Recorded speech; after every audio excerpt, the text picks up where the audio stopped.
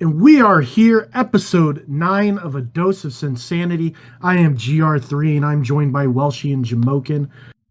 And we made it this far, huh, fellas? Indeed. We got some interesting stuff to talk about, some things that I'm really excited about. But we are week 5, or going into week 5 of 82L. And let's just kind of talk about how the season's shaping up a little bit.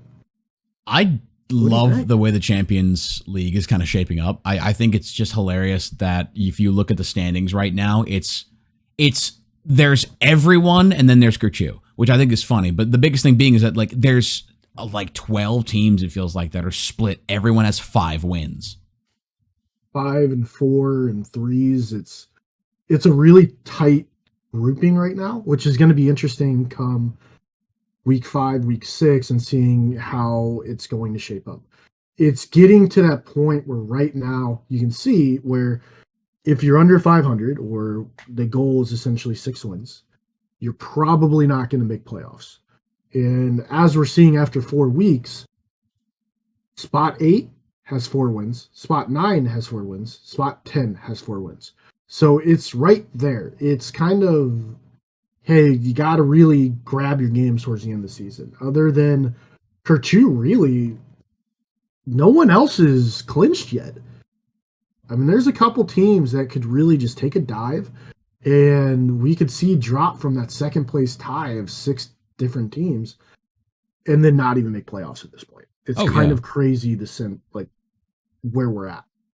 Teams could get 2-0'd right now who are in second place and then just would not play in the brackets, which is really shocking to me. Yeah, and I think the only team who's mathematically out is Granite Apex. But there's still 15 teams that can still make a run and still play. Yeah. And still get into that 8 spot. I mean, 6 is the goal, right? I don't believe guarantees, but it's pretty freaking close. So it's going to be really exciting last 2 weeks. And this still, once again, brings the point of, for once, freaking group stage matters, right? Yeah, it's exciting. Oh, man, Yeah. I love it. I do want to say that I feel like it hasn't happened yet, but I still feel like we're going to run into the problem where it's going to come down to a lot of tiebreakers, and that's just something I don't want to see. Oh, I couldn't agree more. That's it. I know we've harped on this a bunch with like the 2-game series and 6 weeks, but I'm still worried to see that we might have this problem continuing.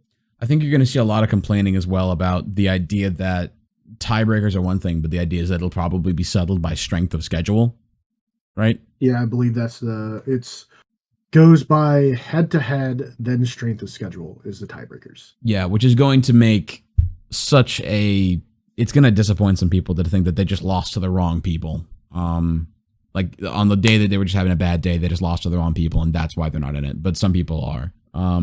I can see that being something that's going to bother some people. I can definitely. And the thing on top of that too is the teams who, and this is true for every single league, but there's going to be teams who are trying to make it and will hit that 6-6 record there at the end and be right on the line. And what'll end up happening is the teams that are at the top that made their strength of schedule take a dive in the last 2 weeks. Yep. And severely hurt their chances. So it's not only like, are you hoping that your team gets these wins, but you are like the biggest fans of the teams that are ranked like higher than you. Like for us, like I'm a massive Hell Bears and Big Kong Bongos fan right now because they beat us. Yep. Like I need these guys to be as high up on the rankings as possible, so we can get in and it improves our strength of schedule. And not to mention that, like we need Goldfish Gaming to basically be awesome, and we lost this to be awesome the rest of the way because every single win that they get is going to help us as well. Yep. And it's the funniest thing is that the teams we lost to right now, like I mean, they're both in second. Well, yes. So is everybody. It's really true. Yeah, I was gonna say. If they beat you, they're probably in second right now. I just find it amazing that there is this just separation between everyone else. Like everyone else is doing pretty good. Like there's just consistent fives. Like I think what is it? How many teams? There's 16. 6 teams that have fives right now, and 4 teams that have 4. Sorry, 3 teams that have 4. And then you have, and that makes up like more than half of the teams in the entire league. And then you have Kerchu, who has not only won, but has like handedly won most of their games. Oh, dude, it's not even close. Just Like, fucking better. I keep seeing the content each week, and they're saying, "Oh, this is the week that Kerchu gets knocked off." No, this is the week. No, this is the one, and it's just 2-0, 2-0, 2-0, and they're not even close. Like, this team is on such a different level, it feels, than everybody else in this division. It's insane. Yeah. And like Jamokin said, if you want to say it again, like, it couldn't be more true. They're just fucking better. Like Yeah. that's what just fucking better looks like. It looks like Kerchu. Take notes. Yes. And it's, you know, and then what kind of goes into that, right? Is the idea that like they have personalities that match, they have game styles that match, they've probably played a bunch together. You know, all of those things matter in making a season. One of the things you said last episode, Jamokin, that I thought was really true is that you can't just throw a bunch of high rank or decent rank players together and call that a team and think it's going to be successful, right? Yeah, absolutely. Like It's not how teams are made. Mhm. Like if you look at the DPC, it's not the 5 highest MMR players all thrown on a team, and suddenly you're going to TI. Yeah, which I think is something that probably Kerchu has going for them, right? They have a lot of synergy. That it's not that they're like the highest rank in the league. It's that they think they have a lot of good synergy. They have a lot of rep with each other, and I think that they just know how they can win and what leads them to victory. Oh, they definitely know how to win. Yes. That's at this point you wonder if they know how to lose. Yeah, proof's in the pudding, man. Right? And there's also the idea too of they kind of need to lose. And that's going to feel really weird to say, like, or really weird to hear. It would almost be beneficial if they do take a loss, because a team, it's very easy to be a team that just constantly wins, and then you get your ass in playoffs, and then you get handed to for whatever reason, and all of a sudden you're 1-1, or you're one game away from being eliminated, and you have to know how to bounce back from that loss. And some teams who are just used to winning, they don't really have that or haven't experienced losing. And I don't know much, if anything, about Kerchu, so I don't know if they can or cannot bounce back from the loss. But we saw it last season in Intermediate League, where Lost Gen was looking like Kerchu. They just dominated the entire field. And then they get into playoffs and then just giant fucking goose egg. So, like, I'm not saying it's going to happen to Kerchu, but there is something to be said where teams who don't typically lose, how are they going to react once playoff hits and their game's on the line? You know what I mean? Or their playoff berth is on the line. Yeah, which is something that's really surprising to me is that we've experienced, I think both of us have, is like trying, like it's game, you know, you're in the tournament, you're in brackets, and it's best of 3. And you've been on a win streak like most of your group stage, right? Like maybe you lost week 1, but then you've dominated and won every week since. It's like, oh, you feel great going into it. You feel like this is going to be great. And then something happens game 1 of your first game of brackets, and you just took an L, and your win streak is broken. And now you have to bounce back from not only feeling like you just lost to a team that you shouldn't have, but also that you just lost your win streak. And you have to do all of that and bounce back into the next game. That's hard too. Like we experienced that when season 28, season 29 Pot Agreed was pretty much just running through everybody. Once season 30, we bounced into Intermediate. It was really hard to learn to lose. I don't think we won to anybody that entire season. We either got 2-0 or we 2-0'd. Yep. And it was trying to bounce back from a loss was really difficult. And learning that aspect is a huge challenge to teams that are just straight up used to winning. And I think that's something that I really enjoy about this league so far is that we've seen it's been a healthy mix of skill. Like in the way that, like, I mean, what does everybody having 5s show? It shows that everybody's taking some L's. Like a lot of people have gone 1-1 like a 1-1, 2-2, sorry, 2-0, and an 0-2. And it's just quite surprising to me that that's just the way it's worked out, because I think we're all at somewhat average skill levels, which goes to show I think the ranking system's working, right? We're all about even. Sure. Yeah, for sure. That's my mentality, I mean, right? that's just it doing its job. And like, just to jump back to what you were saying earlier about like you're on this big win streak, like everything's going good, and then like that one L, it can just make everything fall apart. And I think Mike Tyson summed it up real nice. Everyone has a plan until they get punched in the mouth. Like, it's easy to win. Like, we know this. We've all been there. We've all had our winning seasons. It's easy, dude. Morale's high, spirits are high. You're joking, having fun. Everything's going so well. Life couldn't be better. You're on cloud 9, just chilling with the boys, right? And then you get smacked in the mouth, and it's trying to pick up the pieces of the puzzle and make sure the whole house of cards don't come tumbling down. That's where the hard part comes in. That's the best quote I think that could have fit that situation, is exactly that. Everybody's got a plan. Everybody's got this confidence until they take an L, until they take one fucking sucker punch to the mouth, and now they got to put the pieces together again. Yeah, it's definitely a hard thing to bounce back from.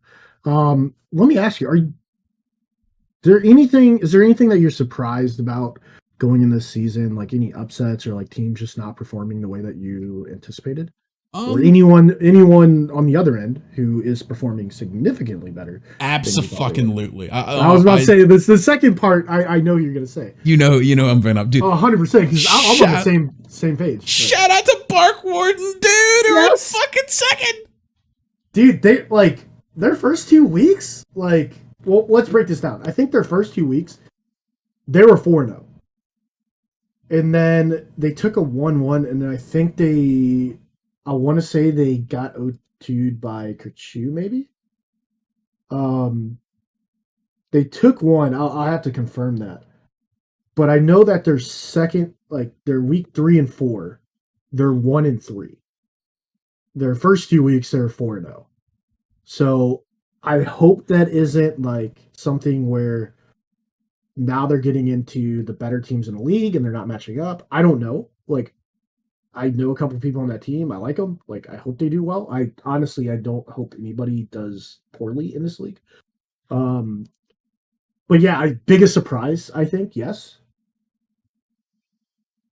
It's just it's not to say that you underestimate the person, but it has to be said that their captain is a Crusader player, is a Crusader 5.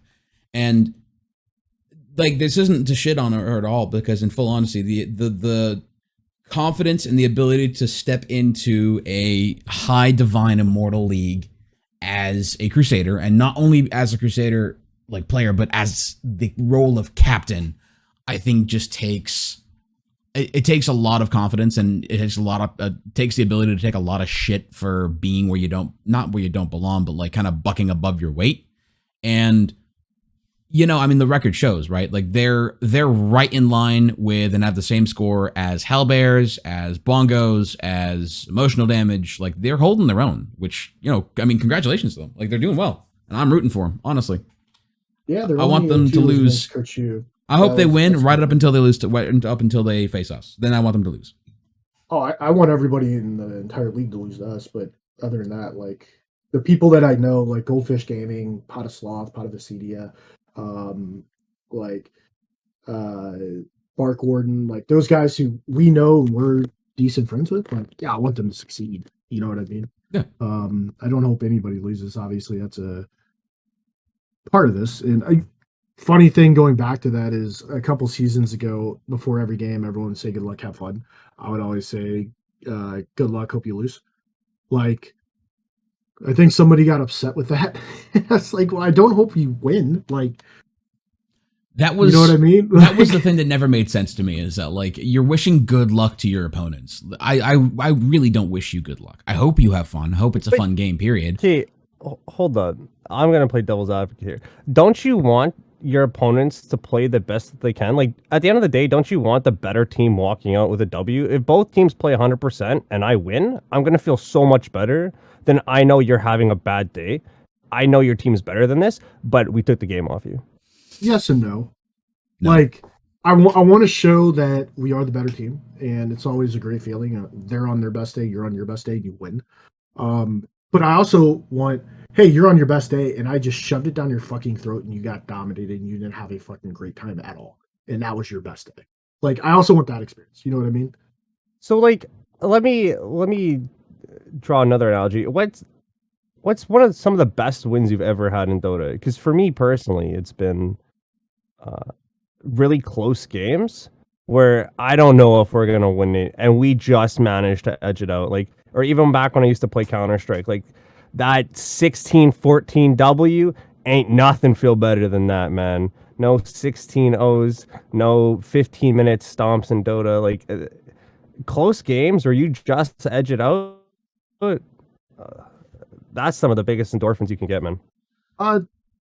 Back and forth for me. Like, so there's two games in our history that come to mind. One being we were playing AMHLC. We lost the first game, won the second game. Game 3, we literally won because of a missed chance uphill on Phoenix Egg. That game was hype. And that's one of my like greatest feels good, exactly what you're talking about. But the other one is, I think it was a week after we faced Team Backwoods, and we were fucking going up high ground at 18 minutes, and there was nothing they could fucking do about it. Like, both of those feel so great because you're just like on the ass beatings. Yeah, the other team's not doing great, and there's not a lot of resistance, but it also just feels so good to be kind of hitting things on all cylinders, just keeping it rolling. Everyone's on the same page. You're just like one objective to another. Everything just feels great. Like, Yeah, when you're 100% executing on your dumpstering, I will admit it does feel pretty good. But when you know you're running at like 80% and you're still dumpstering this team, it just doesn't feel like Dota at that point for me. yeah, I agree with that. I get that. To take it to an extreme, do you feel good because you won on, like, let's just say like they didn't start the lobby, like because one of their players was having fucking power troubles? Do you feel good about yeah, that? I feel good. Oh, You do. oh dude, you saved me from playing a game of Dota. Sign me up. Well, things like that though, right? Like somebody's computer literally explodes in the middle of a game, and you. I know what you're talking about, and that was the worst feeling in the entire fucking world. Dude, I'm not even targeting you in the slightest. It's legitimately like that's something that happens to people. Like people have taken L's on games because like their fucking computer just blows up. You know what I mean? Like, oh, absolutely. For the record, for the viewer, I think you cut out there, Greco. Season 28 grand. I said for those who don't know what we're talking about, or at least what I'm referring to, Season 28, Grand Finals, Game 1, my fucking power goes out, cycles back, Dota closes, like, I have to restart the computer, like, actually it does restart, and then all of a sudden there's an update, and now I'm on a different version of Dota than what the game actually is, and I can't get back in. So, yeah, feels bad. Computer blows up and you can't finish the game. Yeah. I mean, again, that wasn't like your power went out, which again, like none of that was your fault. And I hope you know that. It's the biggest thing is more so like as the enemy facing that, you never feel good about that, right? You never feel good about those wins. Like, I think it was Gambit spitting alcohol on my fucking circuit board, personally. Fair. My opinion is that my most joyous wins to me are the games where I do feel like we just took the entire game in 15 minutes. Like it's not the game where like, you know, like you said, like it's not that they played bad. It's that we just played so goddamn good. They lost in 20 minutes and they conceded. It's those kinds of games where like I'm the kind of person that my favorite kind of Dota is a Dota game where you are choked out and I'm pushing your head into the sand. And every time you try to fucking look back at me, I punch you in the mouth. And then you eat more sand. Like, that's the kind of Dota that I like to play. It's not the clinchers where, oh, the team almost beat us. It's, no, I'm just better. And you got your shit kicked in because I am just better. And I'll say I because my team is just better. But the best feeling, I think, overall is the games where you go 17-2 and everybody else on your team is, like, lagging behind, but like, waiting for you to end the game for them. Those are the best feelings. So, like, because I have a really good actually example for this. Like my season 32 PSGS versus PZR was not a memorable or I want to say satisfying series. They may have gotten 6 kills in the whole series and just got like ran over, but like I wasn't satisfied after that. I was just like, yeah, whatever, like unfortunate, but shit happens. You know? So Yeah. I don't know, man. I just stomps getting stomped by, 5-man Midas, that feels good. In a sadistic kind of way. It does when you get destroyed by a pro, and it reminds you of why a pro team is a pro team, because they just are better. That's just no way to put it. They're just better. Say it, Jamogan. They're just fucking better. They are. My God, are they? So let's move along a little bit for sake of time, but this kind of goes into our next topic a little bit and what keeps us playing the game. So first off, I want to ask you guys, what makes Dota a good or even a great game? Like what pulls us in? Why do we love it? It's complexity to me. It's the complexity that this game is. I mean, people talk about this all the time, and it's a term that's thrown around a lot, especially since what is it? Elon Musk's whatever team developed that AI to play Dota. There's a reason they chose Dota to develop the AI, and it's because it is the most complex game that has ever been created, as far as I'm aware. As far as this goes, like a team-based game.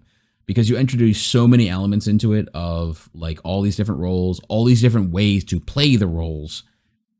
You can spend 10,000 hours in each position, and you would still not be a master of every one, is the way I would put it. There's just so much to learn that it's a different game if you play the game as an offlaner versus if you play it as a 5. Like, and that's what's amazing to me, is that there's like 5 different games going on. More. Yeah, for me, it's kind of like you were saying, like that high skill cap, and the game's very fluid, and every patch can lately minorly change the game, but can sometimes drastically, completely change the way we play this game, and it's almost like you're starting back from like your roots and rebuilding up to try and figure out how to play the game, and for me, that's a lot of fun. Oh my God. Just building off of that. You change one minor thing on one item, and all of a sudden 10 heroes that you haven't seen in 2 years are all of a sudden just dumpstering an entire patch. Bring back Necronomicon? Oh my God. Yeah. I mean, Necro Book being eliminated from the game, eliminated like 4 heroes from the meta. Like shit, it even dicked with Arc Warden. Like, are you fucking kidding me? Like, I mean, just one item. Matches, yeah. Like it's amazing, and I couldn't agree completely. Like, it's the thing that I told Welshie a couple times, and I think I told you, Jamokin, is when after last season, or when I thought that we were eliminated, I was burnt. I was really burned out. Really was just not enjoying position 4. The rank games were frustrating. Everything was frustrating. And I was like, okay, I'm going to change lanes and I'm going to change positions. And my first reaction of when like people are asking, hey, how's it going? Is it's like I'm playing a whole new game. Like the game's completely different. And the complexity of that, like you were saying, that's what's exciting to me, is just one small change completely remakes the entire game. It's one map, same heroes. You go in as soon as you get into the draft screen. It's the same fucking game. I don't even know how many fucking hours and games that we've had, but every single thing's different. And it's just so complex. And it's so hard. You know what I mean? Yep.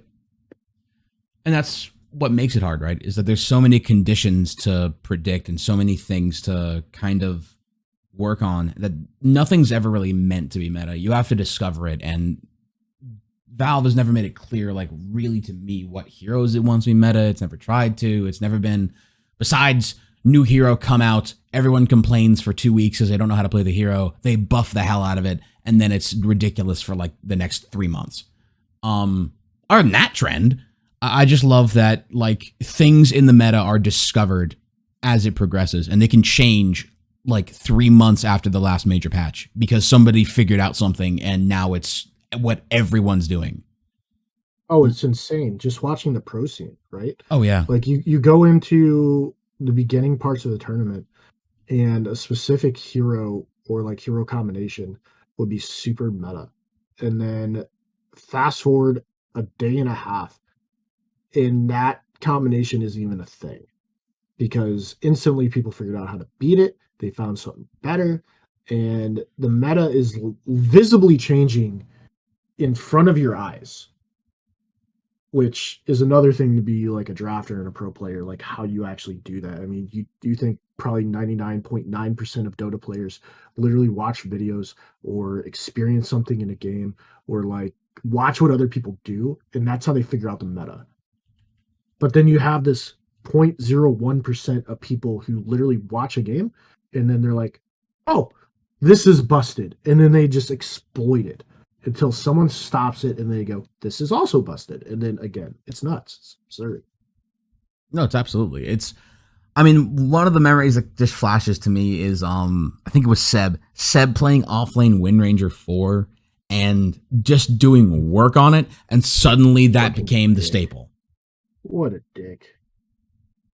I hate seeing 4 Windrangers in my games. I mean, it's true though, right? Like it's It one of is these- true. It's so true. But damn, like that, and then anything that comes out of fucking Jenkins' mouth just pisses me off. You're right, but that's what's also amazing to me is that Jenkins can put out a video and then suddenly this becomes like it's at least a fad people are doing for like a month, The right? sheeps, Yeah. Oh my god. There's a lot of sheeps. There's a lot of sheeps. You're right, and it's because everyone's. I mean, that's the story of Dota, man. Everyone's looking for the next busted hero that's going to get them to immortal. Even No, though that doesn't How do I exist. gain MMR? Yeah. It's the grind. I It's the don't. grind. I It's don't part blame of it. them. I don't either. I do the same shit. Yeah, I mean, but I'm a sheep and I'm fucking proud of it because I ain't good enough not to be. You know what I mean? And that's another thing that I think I enjoy about Dota so much is that there's always trends, right? There's always a trend of, which is what we call the meta, which is that the things that seem like they're really powerful.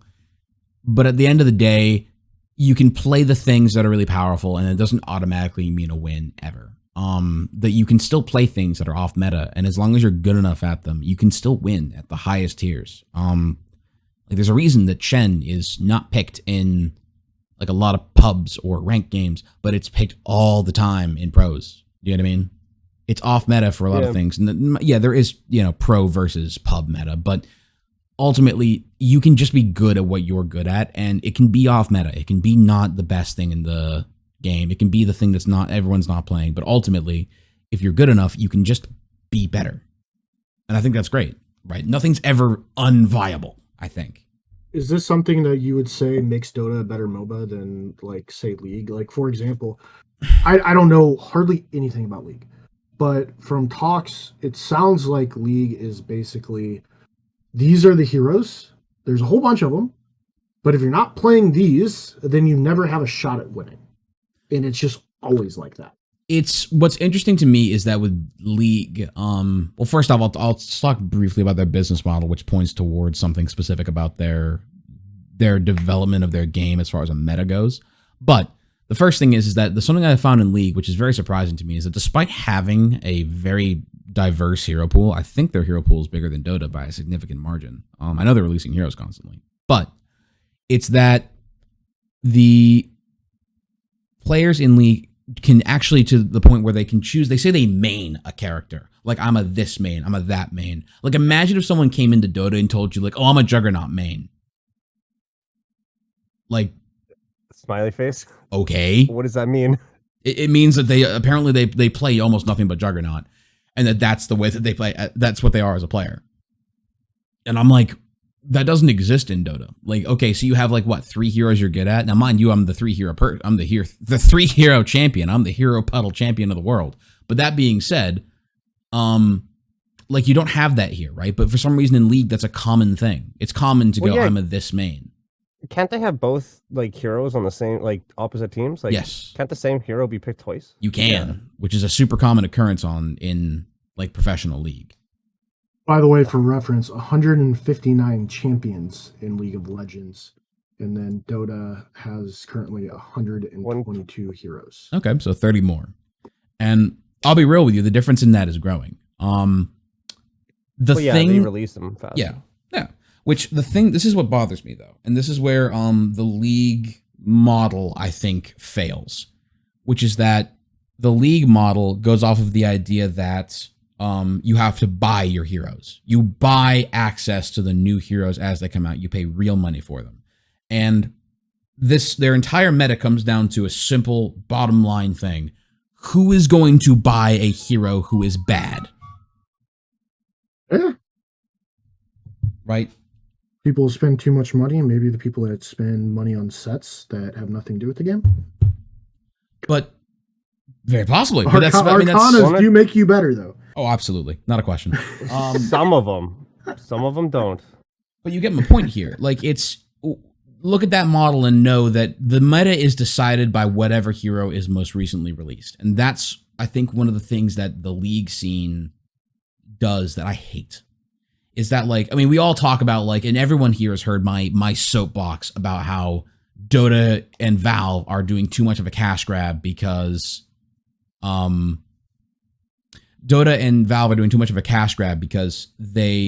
make Arcanas behind battle passes, and you got to pay like $200 or like $300 just to get to the set. It's just honestly fucked. Tell us about Wind Ranger. Yeah, I will talk about Wind Ranger. So, like, you know, you can't gift Arcanas. I can talk all about how this stuff, but at the end of the day, they're cosmetics, right? They have no effect on the game. That's, I think, the main argument is they're cosmetics. So if they cost $1,000, fuck it. Yeah, it's a legitimate free. Like, there's no pay to win. Like, there's jokes of pay to win where you can get Dota and shit like that from Dota Plus and all that. But it's not like League where, let's say, and I'm going off what you guys say once again, I don't know shit about League. Mm-hmm. But let's just say they release a hero and it is all of a sudden S tier hero, like this hero's on your team, or champion rather, is on your team. And if that's the case, you fucking win. Well, it's pay to win at that point, right? Yeah. And that's the thing that I think drives a lot of gamers nuts. I would hope when a game becomes not skill, but how much money you have in your bank account. To me, that becomes shit. Like, it is a shit game. Now, that's not like, it's not that it's exactly that, but you are right with what you're saying in that a new hero in League is guaranteed to be S tier.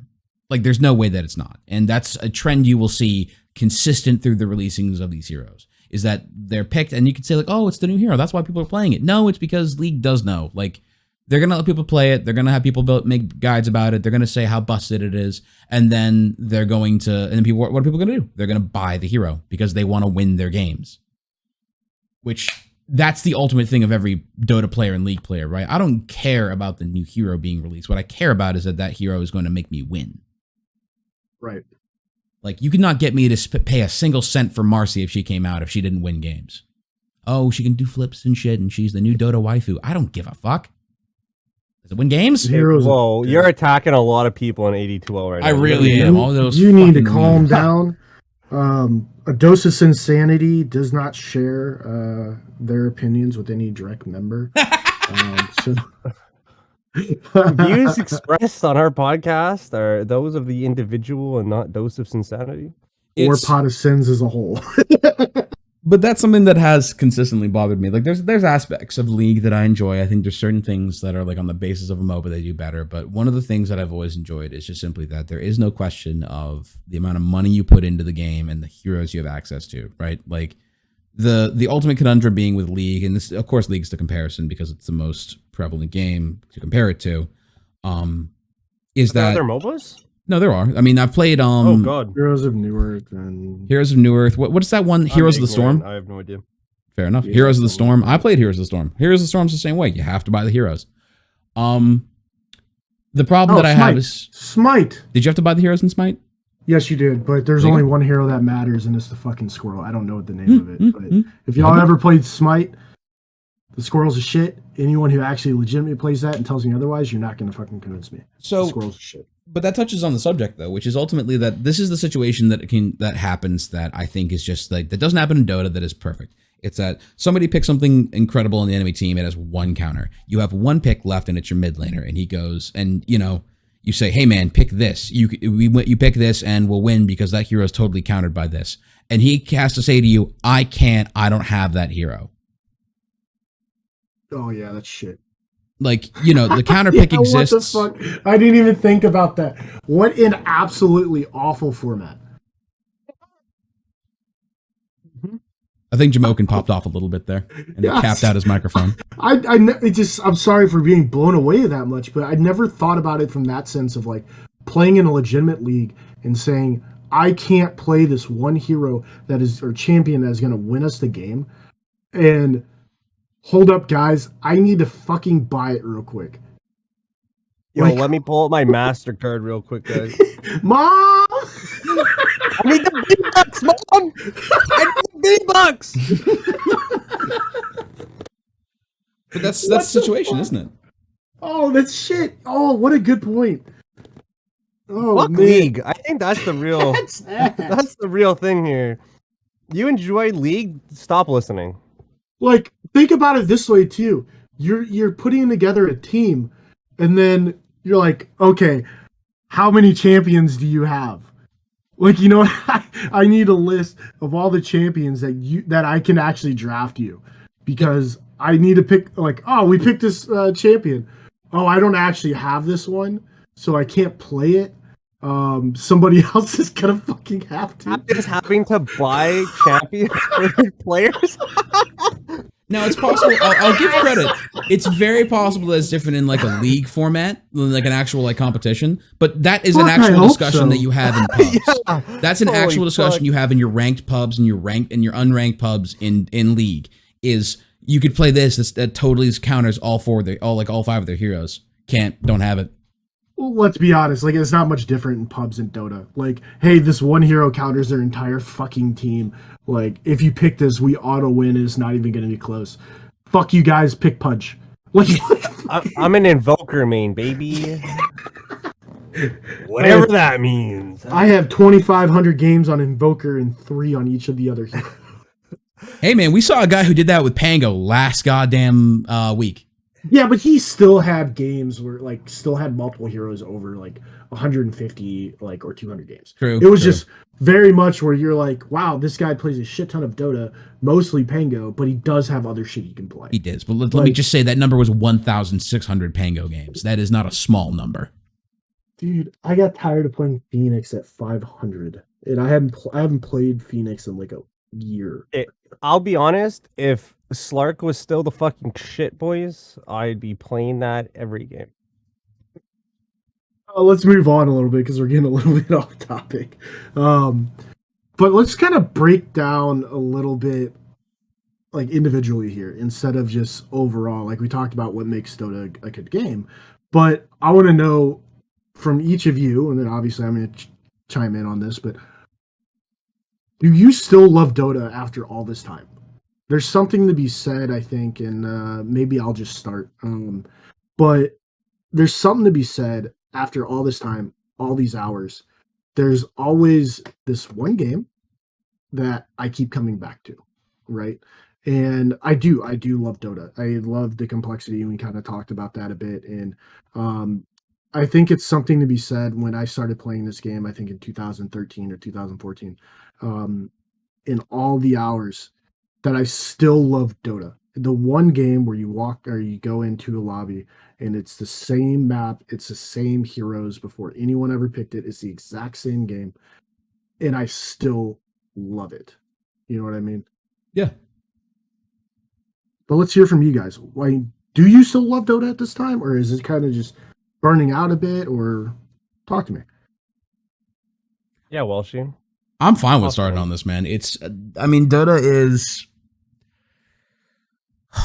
What is Dota to me, man? Dota is that fucking ex-girlfriend that you keep calling at like 2 in the fucking morning because you just can't quit her. Dota is Like Okay. Dota is that fucking drug, man. I don't know. Like it's this game that like, you know, you probably shouldn't have spent so many hours playing, that there's probably better ways to spend your time. But god fucking damn it, I don't regret a single goddamn hour of it. Because I hate this game, and at the same time I have such a fucking passion for it. It is insane. Like some days I just want to uninstall it. Yeah. Some days I just want to fucking punch my monitor and never play this game ever again. Other days I go to sleep literally dreaming of playing Brewmaster and getting rampages. Like it's just something that is in my DNA at this point, I think. Like, and the only thing I will say is that if like I will, there's not an ounce of me that could ever hate this game if they brought back jungling. The moment that is brought back into this game and they recognize that as a real position, then we will be okay. But until then, fuck Dota.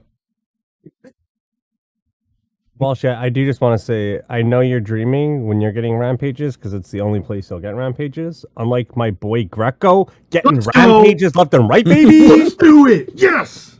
Greco got his first rampage as a fucking carry and something. Oh, I didn't. That's not my first one. I just That's not his first, dude. today. Yeah. He's just proud of this Saying, one. I've spent the last 4 years playing only fucking support, and I get a fucking rampage, and I have my past 5 cheering me on like a goddamn cheer, like literally like a little girl fucking cheering at her brother's foot. Like, yeah, I'm fucking amped, dude. Absolutely. All right. But I guess that's yeah, no, I absolutely love Dota. Honestly, like, the biggest thing that upsets me right now is I just don't have enough time to play more. Really. I just fuck, this game's so good. I can't get enough of it, man. It's the sense of accomplishment too that I think comes from it, is like a big thing that comes from this, is that it's not like, you know, it's not like other games where like you got a lucky headshot and you feel great, or like, you know, World of Warcraft where, oh, you got some soul, you know, you got some items because you know, span the wheel 12 times.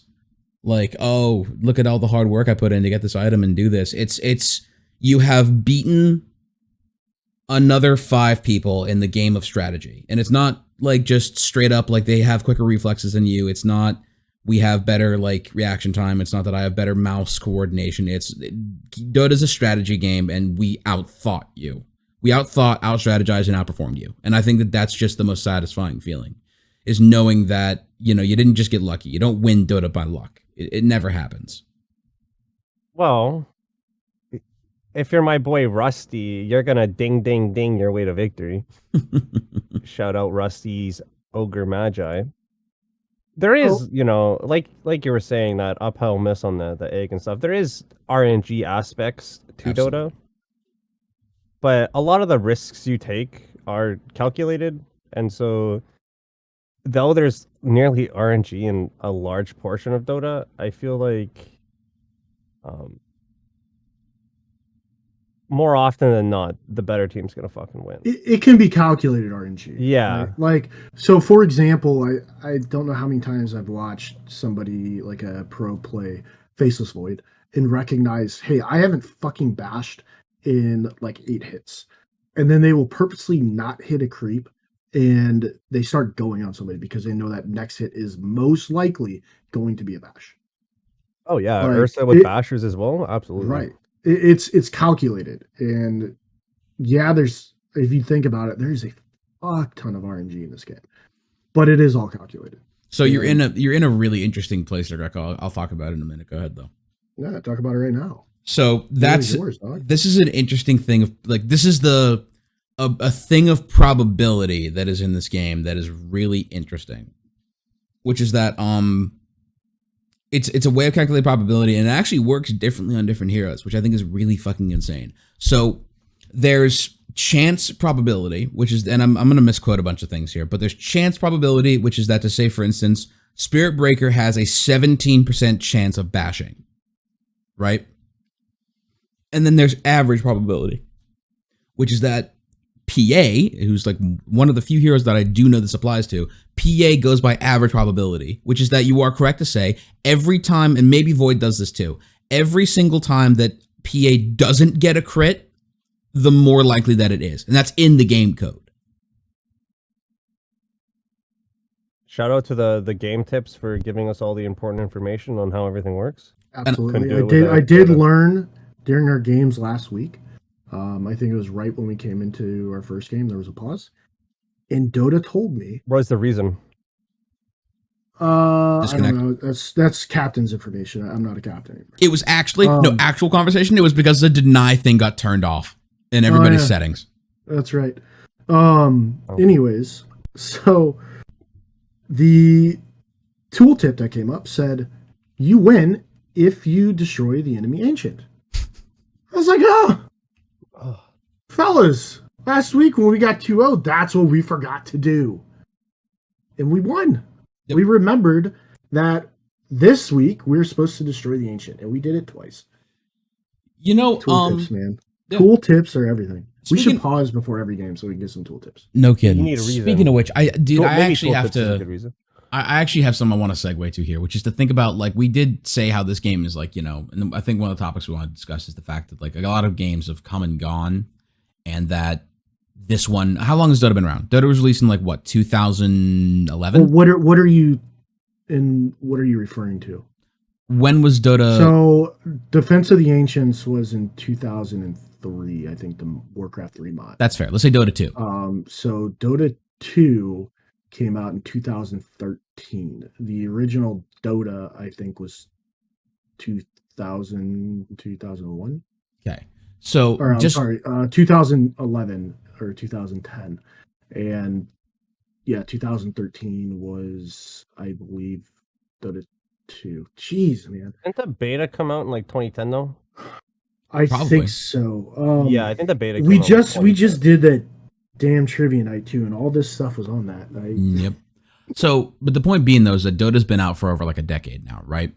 And we talk about how Dota is a game we've been playing. That's been around for a decade. It has a loyal fan base and things like that. And then there's games that they've come, they've gone, they've had their time. Halo 3 was great, but the player base dies. Every other game it can be amazing, but the player base eventually dies. Dota hasn't. And I just thought about, thinking about it's not the same game though, which I just think is so funny. Dota is not the same that it was when this was released. Like, I just think about how Dota, there used to be one courier. There used to not be a backpack. There were no neutral items. There was a time when snipers Q damaged towers for some reason, which was the stupidest thing I've ever heard in my entire life, but it happened. And we're not playing the same game, right? Like, this isn't Dota 2 anymore that it was in like 2015. This is a new version of Dota entirely. Every patch brings a new version, essentially.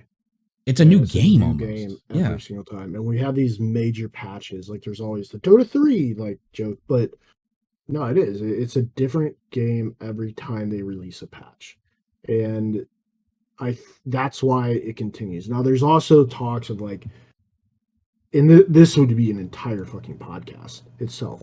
But is Dota dying? Right? And I don't want to get into it. Like I said, that's a whole, literally a whole podcast worth.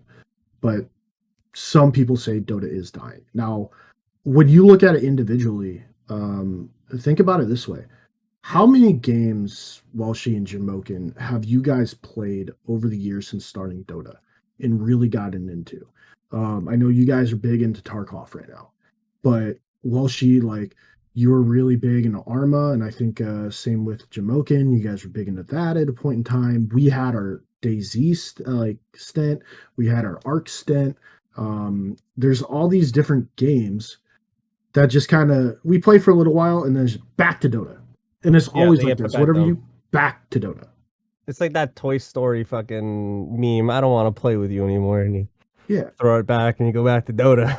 But what causes that for you guys? Why? What do you guys think it is about Dota that constantly says, "Come back"? You know what I mean? Haven't finished the Just- tutorial yet. Yeah, these haven't finished the tutorial yet. I have not finished the tutorial yet, and I mean that in Those tutorial quests. not just the tutorial quests, man, but in reality, one of the It's things that people starter say about quests. Dota. Yeah, one of the things people say about Dota is Starter quest. good. Yeah, we have to segue and tell the story quick. Yeah. Please, Jamokin, tell this story. All right, so Potterson's boys were playing the forest. They're like, "Hey, you should get this game. It'll be fun." So, anyways, I jump in. No one really explains what the hell's going on. other than this cannibals trying to eat us in a forest. And so I get there, and in the top right of my corner, there's like what in every other game are like quest objectives, and it's like get 700 stones, it's 300 branches and shit. And so I'm like, oh okay, I guess I got to do this, whatever. Then everyone else is going off having adventures, having fun, exploring, doing caves, killing baddies, and here I am for hours on end gathering rocks and sticks and cutting trees down because, again, I need 700 stones. These are the starter quests, man. And then I you gotta find unlock out, cool shit. nope, that's just the materials to finish building a wall that we had to defend. You're telling me there's no starter quests? That No. was so disappointing, dude. I thought I was gonna get some cool shit, like be able to go on and do. No, that's just. I mean, credit to you. That was a good-looking wall. As soon as you finish your starter quest, we literally like let you skip 90% of the game, go and finish the last bit of the storyline, Yes. and then we never played it again. I never went back. I built the wall and then beat the game. Never went back. Oh my god. Anyways, Ben, I don't know if you remember what you were talking about, but I sure shit don't. Why do you play Dota, Ben? Yes. Why? What makes it bring you back? Like, what about Dota brings you back to it? It's actually like Time and never. time again. It actually is never finished in the tutorial. It's just simply that this is the stupidest thing, man. But like, it's the game that for some reason, and I think this is just something that everybody feels in some level. Like, I want to beat Dota, and like what. I have literally no idea what qualifies beating Dota, but I know I haven't done it yet. I know that I keep getting closer. Yeah, exactly. You beat Dota when TI is beating Dota. In full And honesty, some people want to beat it twice. Yeah, and some people say hitting Immortal, and I tell them they're wrong. It's winning TI. Until you stand on the main stage and you can in that moment, in that exact moment of time, say, I am the best at this game and no one can tell me otherwise. Yeah, when you hold that Aegis of Champions, that's when you know you're the fucking best. And your You're name just is engraved. fucking better. Yeah. All right. Just fucking better. Yeah. So I also want to bring up, I would say, Welshi, you're a very competitive guy. Yep. Is that yes? Oh yeah. Jamokin, you're a very competitive guy. Yes? No, I wouldn't say it. No. Well, that's good because I would fucking very much disagree. And I'm well, also man, a that's very just like competitive person. your opinion, man. Shut up, man. But what is it about Dota that brings the competitive nature out of us? Or why are you as a person so damn competitive? So for me, I think this goes back to why I play, because I think these two things absolutely. I thought you go weren't hand in hand. competitive, so why are you answering this? Shut the hell up. So for me, I was always big in hockey and track, and so like I was always competitive, right? And then I played at a relatively high level, and then I got injured, and career-ending injuries, couldn't play anymore, and so for a small amount of time there, I was lost. I had nowhere to be competitive, nowhere to get all this energy out, and then I just kind of stumbled onto Dota just completely randomly, and that really did it for me. Like that really filled that itch, and it just kept making me come back and keep pushing to get better, just because, you know, like we said, like you beat Dota when you win TI. So until I win TI or they close all the servers, I'm playing. How about yourself, Washi? Mine's a little close to home. I'm not gonna lie to you. And it's something that actually is like very close to me, I think, as a person. So I will definitely disclose this, but just I would say be prepared, I guess. I was, when I was really young, I was really, really bad at sports. I was the fat kid on the basketball team. I was the fat kid on the baseball field. I was the fucking fat kid I was the goalie in soccer. Like I couldn't hit a fucking ball. Were you the skinny kid in any of them? Oh, never. Okay. I was always like, I couldn't hit a ball in baseball. I couldn't like shoot a shot in basketball, and I managed to stop a ball in soccer, but that was about it. And I kind of just stepped away from like competitive sports for the most part overall because I didn't really feel it, and I got you know your teammates give you shit for not doing much, for not being very good. You just kind of feel like shit, and it kind of sucked, man. It really did, and it really was a hard thing to deal with. And then you float and try to find things you're good at, and I found two things. I found rowing, and I found like free rowing, and I found Dota. After playing video games, bullshit, Halo, things like that. And Dota was something that I was aware that I sucked at, but I got to see that everybody else sucked at it too. And I started to get better at it, and I started to do better than others. And it was one of the first times where I really felt like in a competitive scene, I was the better one. And that feeling of, it's not superiority, it's not, but it's the bettering, it's besting your fellow man in a form you both agree to, that just took me over the edge and got me hooked. That like, this is the shit that I'm good at. Like, I wasn't good at a lot of shit, but this is one of the fucking few things that I am fucking spectacular at, and I will, and I choose to and will pursue being spectacular at it. This makes you want to get better too. It does. I don't know. You sound narcissistic.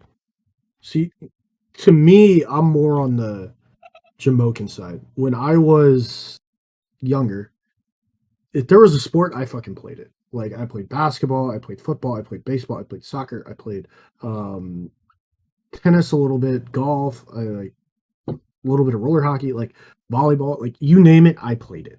Were you genetically gifted though? Like, were you just naturally good at all these? I Or have did been you bust your balls? I was naturally good at everything other than basketball. Basketball to this day, I swear to God, like when they give me the basketball, it's twice as big and the rim is twice as small as the one that everyone else is using. I'm just convinced. It just, that ball Maybe- does maybe not that's what's fit in happening. that hoop. But anything else, yeah, I mean, I was always one of the, like, if not the best, one of the best on the team. And it wasn't like I was never satisfied with that. And like even going into high school when things start to get a little bit more serious and you start looking to play in college and things like that, and especially football did this to me, was preparation is like everything. Is there's always going to be someone who's better than you, but then where you fall short on natural gifts, you have to work that much harder. So where I would sit down in high school and I'm not even kidding, I would spend 3 to 4 days every day in my summer um, on the couch with my uncle, who was a football coach. Um, and we would sit there and we would watch game film, and we would get through a half of a football game in 8 hours. And we would just pick up the next half the next time. And I did this constantly. And it was just preparation, preparation, preparation. And then you get the results from it. And it was just, okay, now I made it to the next level in football where I'm playing college football. And the biggest thing I always tell all the like kids who think they're hot shit at the school that I work at, and obviously I'm still involved in sports every single day, but I tell them you're going to get to college and you're going to say all your accolades, and then you're like, oh yeah, and they have a state championship. Like everyone is great, and it's just the next level, and it's how do you pick up and how do you get better than that in the next level, and bringing that. And once I was done finding Dota and realizing, hey, I'm getting better, I'm going up in rank and things like that. And once I found out there was an actual league, it's like every single bit of competitive nature just took me over. It's okay, I'm going to be scouting for hours. I'm going to figure out exactly what the hell like is going to be happening, so I'm not surprised. And I'm going to make sure that I am in the best form and getting better consistently, so that like if there's ever a question, is like, am I doing enough or am I not doing enough? That's answered. I'm doing the most that I can in order to succeed. And like it's just like a mental thing that developed from football. And even now it's like I'm not the captain, I'm not the drafter anymore. I'm still scouting and I'm still doing all this and still trying to figure out how can I be the best. And Dota brings that out in the sense of, to me, there's nothing more of a piss off than somebody beating me.